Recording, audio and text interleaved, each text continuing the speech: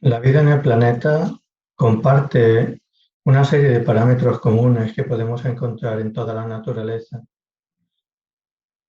en el reino vegetal, en el reino animal o en el reino humano. Me gustaría partir de tres premisas que van a dar fundamento a esta charla que vamos a compartir. Esas tres premisas son las siguientes. En primer lugar, el hecho de que tanto en el hombre, como es bien conocido por todos, hay una serie de experiencias o de manifestaciones traumáticas que conllevan una serie de consecuencias a un nivel fisiológico. Durante muchos años, la comunidad científica ha debatido si esa misma experiencia se podía encontrar en el reino animal. Hoy no hay ninguna duda de que los animales salvajes son capaces de experimentar desde el punto de vista emocional experiencias que sobrepasan su capacidad de adaptación con una serie de consecuencias. Sabemos también que esas consecuencias no solamente tienen repercusión en el individuo que las vive, sino que pueden ser pasadas a la descendencia, como ocurre en pájaros, mamíferos y peces, que una vez que han sufrido una experiencia traumática, pasan a través de su descendencia, de alguna manera, en la que ahora profundizaremos, una serie de sensibilidad o de experiencia que está alineada con ese trauma vivido. En los elefantes, la combinación de un trauma vivido en la infancia junto a la carencia de una familia estable es capaz de producir una serie de cambios no solamente fisiológicos, sino también de comportamiento, que hacen que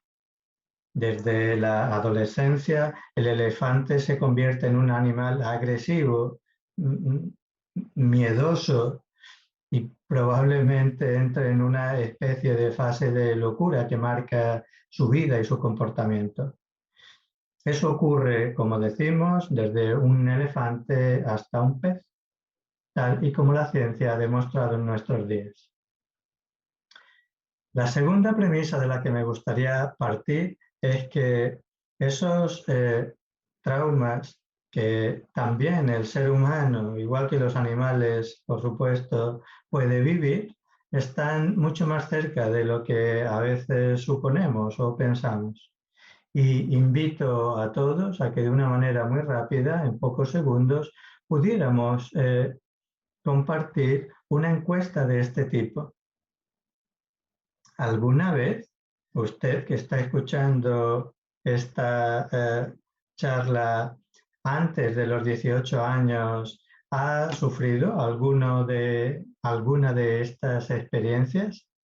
¿Alguno de sus padres u otro adulto en su hogar lo empujó o agarró o golpeó? ¿O hubo algún tipo de violencia física? ¿Alguien de su familia estaba deprimido o tenía una enfermedad mental? ¿Alguien de su familia sufrió prisión o tuvo algún tipo de experiencia laboral o un desastre natural? Cuando se investiga en nuestro medio, sabemos que más de un 12% de personas han pasado al menos por 4 de estos traumas físicos o psicológicos en su infancia. Y lo otro que sabemos es que estas experiencias adversas en la infancia dejan una serie de secuelas para la vida entera del individuo, que se pueden observar tanto en enfermedades orgánicas, enfermedades cardíacas, cáncer, diabetes, trastornos autoinmunes, más probabilidades de fumar, de sufrir alcoholismo y abuso de drogas, aumento de riesgo de una gran cantidad de situaciones clínicas, asma, retraso cognitivo, desequilibrios hormonales, obesidad, etcétera, y una serie de efectos que es posible registrar cuando se estudian las hormonas del estrés, las respuestas inflamatorias, el desarrollo del cerebro o la regulación genética, entre otras. Y la tercera premisa que me gustaría compartir es el hecho de que en estos momentos de pandemia que estamos viviendo, pues numerosas investigaciones científicas están acreditando el impacto que la situación está teniendo en la sociedad. Por ejemplo, en la adolescencia hay una gran cantidad de situaciones incrementadas con respecto a la normalidad de ansiedad, de estrés, insomnio, incluso suicidios. Y lo que para nosotros va a resultar de interés es el hecho que se ha podido constatar de que la respuesta por parte de estos adolescentes a la situación que estamos viviendo está determinada de antemano, está predeterminada por una serie de factores que son los que a nosotros nos van a ocupar en esta charla. Con estas tres premisas,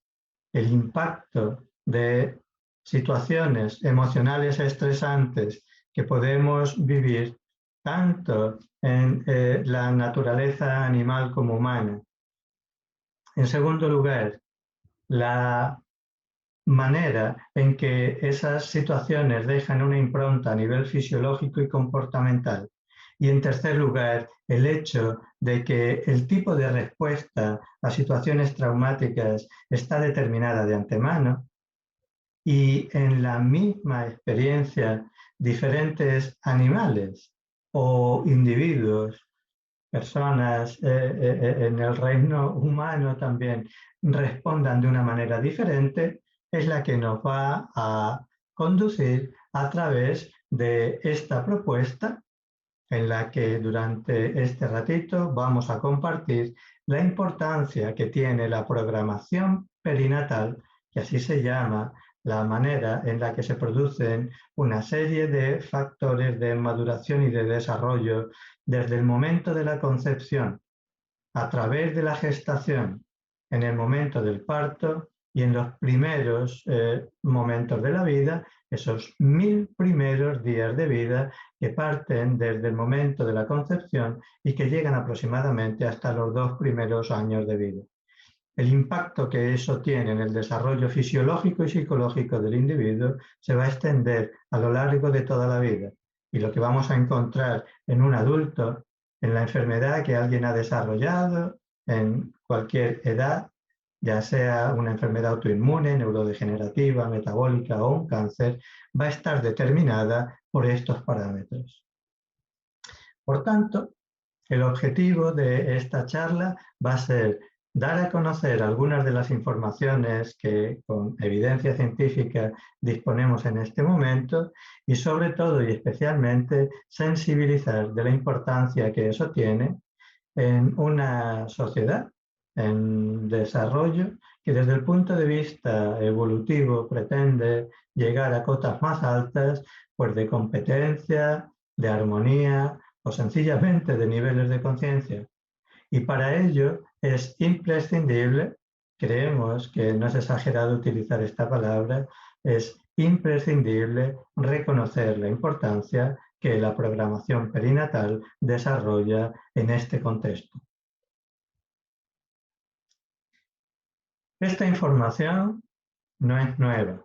Al menos hace 40 años que este señor, David Barker, reconoció como una gran cantidad de enfermedades orgánicas, desde la hipertensión, enfermedad cardiovascular, la obesidad o la diabetes, encontraban sus raíces en el desarrollo fetal y en la primera infancia. Y esta persona hizo esta propuesta que se conoce así como la hipótesis Doherty del origen, del desarrollo, de la salud y de la enfermedad, que está ligada a fenómenos como la nutrición, como la exposición a sustancias químicas en las primeras etapas de la vida, ya sea de forma directa sobre el bebé o a través de la placenta y de su madre. Y así sabemos cómo situaciones tan comunes, es solamente un ejemplo, pues como la anemia materna, que podemos encontrar entre un 30 y un 50% de gestantes a través de un déficit de hierro y como un 20% de gestantes con una anemia clínica, pues bien, ese déficit de hierro va a producir alteraciones del neurodesarrollo del bebé, pero no solamente en las primeras etapas de la vida, sino que eso va a marcar el desarrollo futuro del individuo a través de toda su existencia. Y de la misma manera que podemos encontrar este ejemplo entre muchos otros de cuestiones de tipo orgánico, sabemos también que el estrés que sufre la madre, tanto durante la gestación como en el periodo del parto, que sabemos que es una situación estresante para muchas personas y que en algunas ocasiones, que no son raras, pueden convertirse en una experiencia traumática para la madre y para el bebé. Pues bien, Barker encontró que no solamente era la nutrición o la exposición a tóxicos, sino que también el estrés producía una serie de efectos duraderos en el desarrollo físico, fisiológico y psicológico, emocional y de comportamiento a lo largo de toda la vida. Por tanto, una de las cuestiones de importancia que nuestra sociedad tiene que asumir es que la importancia que los primeros estímulos que vive ese embrión o ese bebé antes o después de nacer, ya en el periodo gestacional, van a tener una serie de consecuencias que vamos a poder observar a lo largo de toda la vida. Y por ello, el atender, por ejemplo, la situación de depresión o ansiedad de la gestante u otro tipo de situaciones difíciles, un embarazo no deseado, una situación en la que se plantea un aborto, un tipo de situación de estrés que la madre o que la gestante va a vivir por una dificultad económica o emocional en la familia, van a tener tanta importancia como para que no sea solamente la gestante que lo está viviendo, sino el bebé que lleva en su interior. Esta idea es la que va a presidir nuestra comunicación y es sensibilizar para la importancia radical que va a tener en el desarrollo físico, fisiológico, emocional y de comportamiento todas estas primeras etapas de la vida. Porque después y a lo largo de la existencia vamos a intentar aprender cosas nuevas, vamos a intentar corregir aquello que no funciona bien, vamos a intentar el poder elaborar respuestas adaptativas a las situaciones que nos pongan a prueba, pero todo ello va a resultar un trabajo que parte de la respuesta de una serie de patrones que han sido adquiridos al principio de la existencia. Y sin ánimo de ser exhaustivos, pero hemos seleccionado 7 de estos patrones que van a establecer de una manera muy importante lo que nos vamos a encontrar a lo largo de toda la vida, desde el inicio de la existencia hasta la senectud o las etapas avanzadas de la vida. Entre estos patrones vamos a destacar en primer lugar la programación metabólica que va a ocurrir en estas primeras etapas de la vida. Factores nutricionales, van a ser capaces de poner en marcha, de activar, de encender o de apagar genes que se van a encargar de producir este tipo de respuesta metabólica a lo largo de toda la vida a través de cambios epigenéticos. Podría ser que no haya un cambio en el ADN y, sin embargo, a través de cambios epigenéticos que resultan en algunos casos heredables, la madre va a poder pasar a su descendencia una serie de experiencias que ha vivido a través de su propia existencia. Y no solamente la descendencia directa, sino que hoy sabemos que a la tercera, a la cuarta y hasta la quinta generación, en modelos experimentales animales, es posible que estos cambios epigenéticos estén produciendo esta impronta. Otro de los patrones que nos vamos a encontrar a lo largo de toda la vida y que están establecidos desde estas primeras etapas es todo aquello que tiene que ver con el reloj circadiano. Como sabemos, está muy ligado a la respuesta de estrés. Esta interacción va a establecerse en estas primeras etapas y es lo que nos vamos a encontrar de una manera permanente a la hora de responder a diferentes estímulos o una capacidad de adaptación incrementada o disminuida durante toda la vida. Un tercer patrón de una importancia indiscutible es el establecimiento de la microbiota intestinal en el bebé, que es la que va a recoger de la microbiota de su madre. A través de la gestación había dudas hasta hace muy poco tiempo de si a través de la placenta o en el líquido amniótico se podían encontrar microorganismos fisiológicos en situación de normalidad. Hoy sabemos que así es, pero todavía más importante es el momento del parto. El parto por cesárea o el parto natural a través de la vía vaginal establece una diferencia clara en este sentido, y muy especialmente la lactancia materna a través de una ruta enteromamaria en que la microbiota de la madre va a llegar al intestino del bebé, en donde se va a colonizar un tipo de microbiota que va a acompañar al individuo durante toda la vida y de la que va a depender cosas tan importantes como, una vez más, el metabolismo o la respuesta inmunitaria o un eje de relación entre el intestino y el cerebro que se va a encargar de modular el tipo de respuesta emocional o comportamental que el individuo va a mostrar a lo largo de toda la vida. Merece la pena destacar este punto porque es uno de los que en el estilo de vida occidental se está produciendo una serie de cambios que justifican que encontremos esta intensa epidemia de alergia en los bebés, en la infancia o en la adolescencia o en el adulto, porque esto es una dermatitis eczematosa, cualquier otro tipo de alergia alimentaria o a los ácaros o al polvo o a cualquier otro tipo de estímulo que produce una reacción exagerada de la inmunidad, va a estar en dependencia de la microbiota intestinal.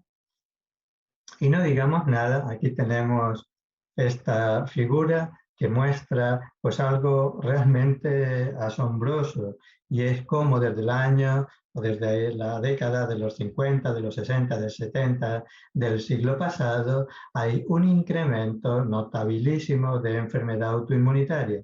Aquí podemos ver, por ejemplo, como desde la década de los 50 la esclerosis múltiple, o desde la década de los 60 la enfermedad de Crohn, o desde los años 70 la diabetes o el asma más recientemente. No es que hayan sufrido un incremento del 10 o del 20 o del 40 o del 80, es que estamos hablando de incrementos de cientos de veces, del 300% o del 400% de una enfermedad autoinmunitaria que en el momento en el que vivimos se convierte realmente en un reto desde el punto de vista del estilo de vida occidental. Eso tiene una relación directa con otro de los patrones que vamos a adquirir en estas primeras etapas y que nos va a acompañar a lo largo de toda la vida. Y estamos hablando de nuestras defensas, de la respuesta inmunitaria que se va a establecer a través de esta programación perinatal ligada en particular a la microbiota, pero también a otros estímulos que hacen que en esta etapa sea cuando vamos a adquirir una serie de respuestas inmunes que van a determinar a lo largo de toda nuestra vida nuestro estado de salud y enfermedad. Y si enfermamos, que tengamos mayor riesgo de desarrollar una enfermedad infecciosa o autoinmune, o degenerativa o metabólica, o un tumor maligno, porque eso va a estar dado de antemano por el tipo de respuesta inmune que hemos adquirido en estas primeras etapas.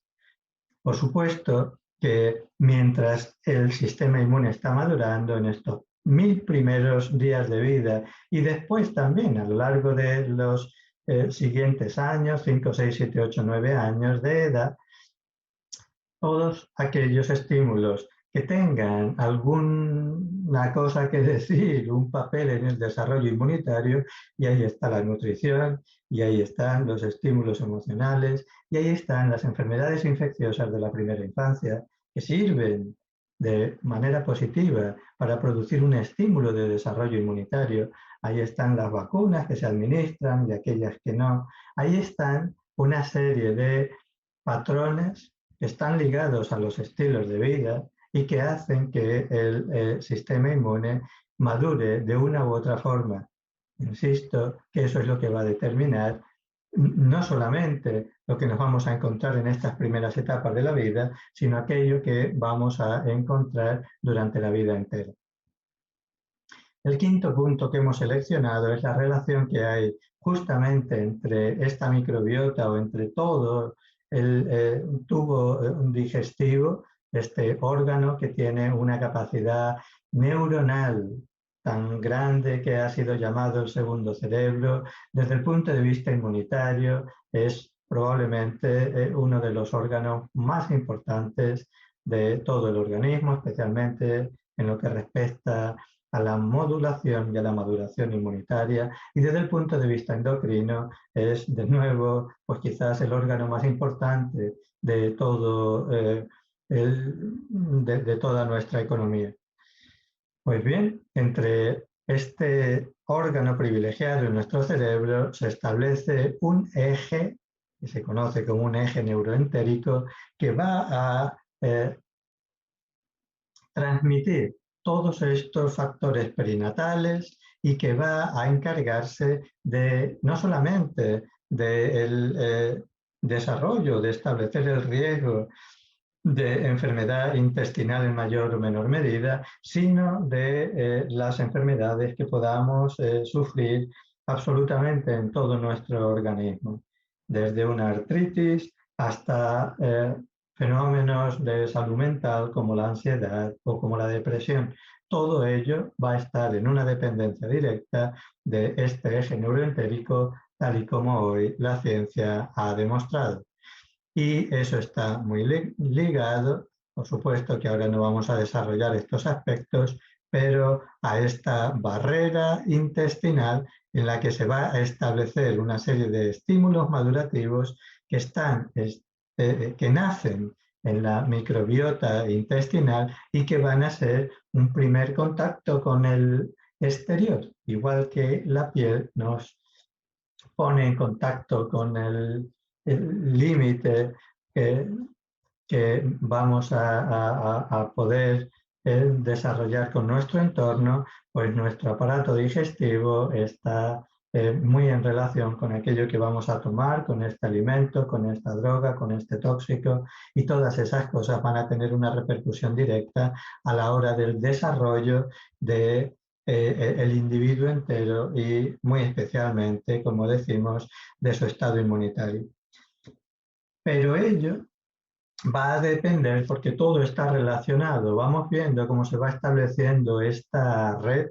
Y aquí hay otro de los puntos de interés, tanto desde el punto de vista de la maduración como desde el punto de vista del control y la regulación de todos estos fenómenos. Y nos referimos al eje hipotálamo-hipofisario adrenal,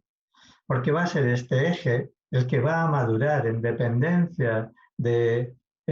estos patrones que se adquieren en estas primeras etapas de la vida, y va a ser a través de este eje hipotálamo hipofisario adrenal del que se va a establecer pues, los fenómenos de regulación y equilibrio de homeostasis de todo el organismo.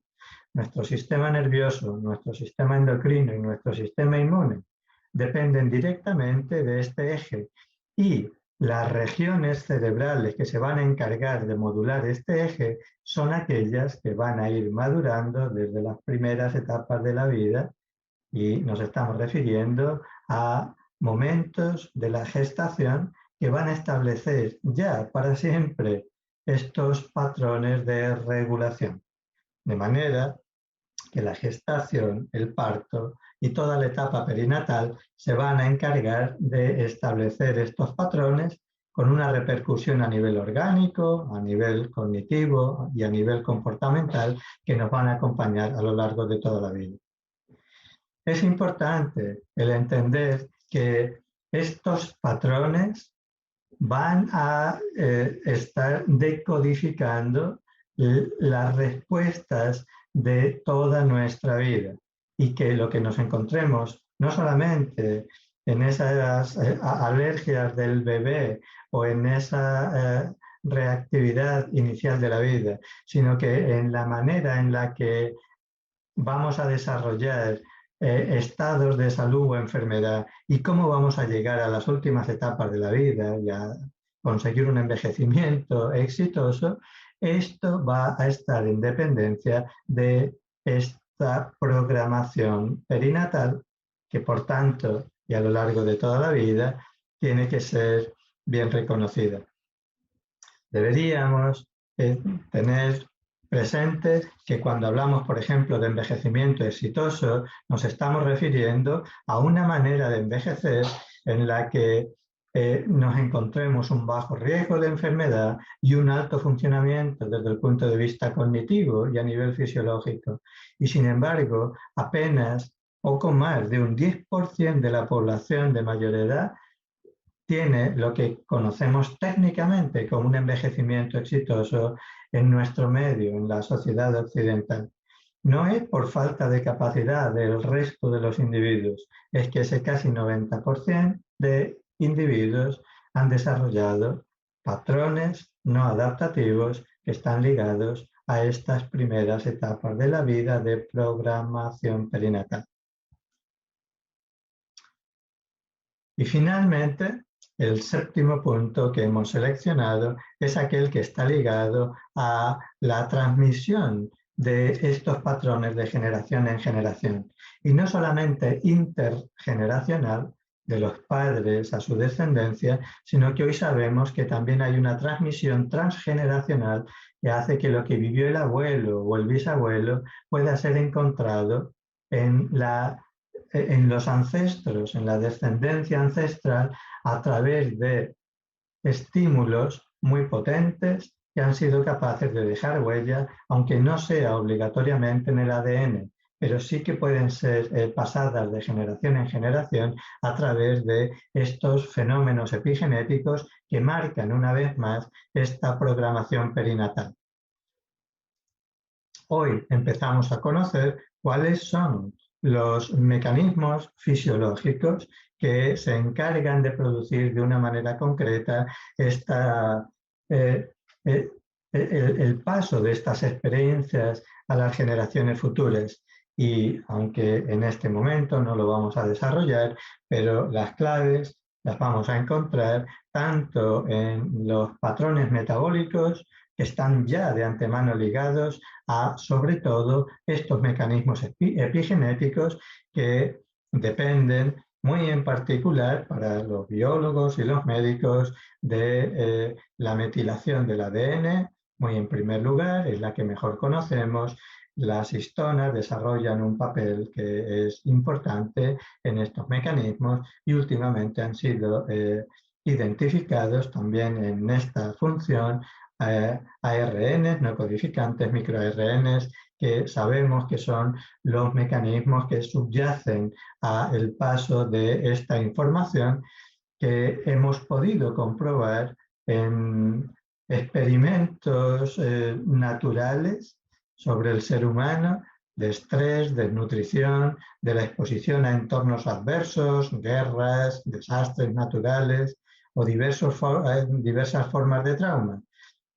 Una de las que mejor se conocen es la hambruna holandesa, en la que en esta situación de carencia de nutrientes que se estableció en determinado momento, se pudieron encontrar una serie de consecuencias de enfermedades cardiovasculares y cáncer, no solamente en la descendencia inmediata, sino en generaciones posteriores. El hecho de que se hayan podido encontrar estas consecuencias en diferentes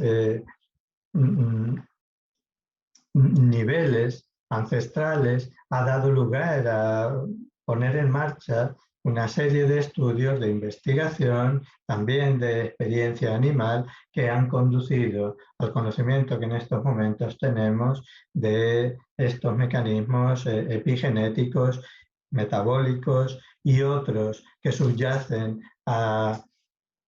esta observación natural. Como un ejemplo más, aquí tenemos el estudio de Gomerov-Garingal para hacernos una idea de la importancia que puede tener el hecho de que estos estímulos pasen a la descendencia, porque tal y como se vio con estos niños indígenas cuyas madres y abuelas estuvieron expuestas a situaciones físicas y emocionales difíciles, han tenido consecuencias como de acortar la esperanza de vida en la tercera generación, tanto como 10 años, a través de diferentes situaciones clínicas y emocionales. Es decir, que el mensaje